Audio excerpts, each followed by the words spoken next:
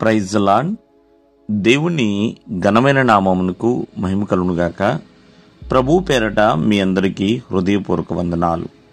ఈ ఉదయకాలము దేవుని వాక్యాన్ని విందాం. కీర్తనలు 112:3 కలిమియు సంపదయు వాని ఇంట నుండును, వాని నీతి నిత్యము నిలుచును. ప్రియమైన వర్లరా, కలిమి సంపద వాని ఇంట ఉంటుంది, వాని యొక్క నీతి నిత్యము కూడా నిలబడుతుంది. ఇక్కడ వాణి అంటే యథార్థవంతులండి. యథార్థవంతుల యొక్క వంశముని దేవుడు దీవిస్తున్నాడు.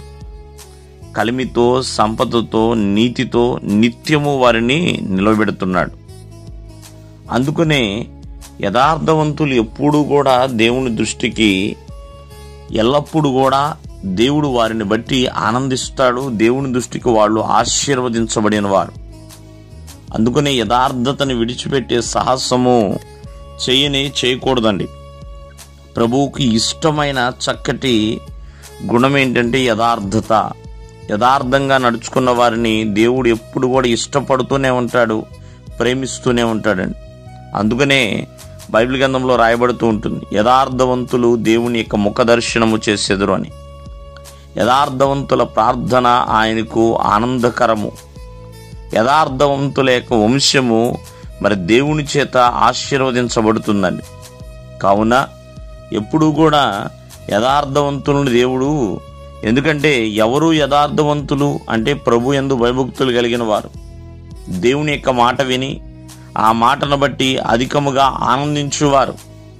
మరి అటువంటి వారు ఎప్పుడు కూడా దేవునిలో యథార్థవంతులుగానే జీవిస్తూ ఉంటారు.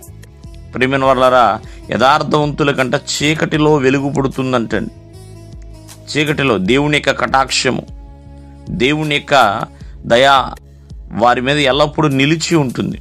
కావున యథార్థమైన జీవితాన్ని జీవించేవారిగా ముందుకు కొనసాగాలి. మానవ జీవితము ఎంతకాలమో తెలీదు.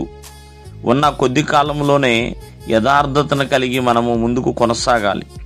ఎప్పుడైతే యథార్థతను కలిగి జీవిస్తామో ఆ యథార్థత అంట ఎన్నో ఆశీర్వాదాలని తీసుకొస్తుందంట. కలిమిని, సంపదని, నీతిని, వెలుగుని, దేవుని యొక్క కటాక్షము, వాత్సల్యతని, దేవుని యొక్క దయాళత్వమును ఇస్తుంది. అదే గొప్ప భాగ్యమని, అదే గొప్ప ధన్యత. కావున ప్రభువులో ఉన్న ప్రతి ఒక్కరూ కూడా యథార్థముగా దేవుని ఎదుట జీవించాలి. దేవుడు మిమ్మల్ని ఆశీర్వదించును గాక. ఆమేన్.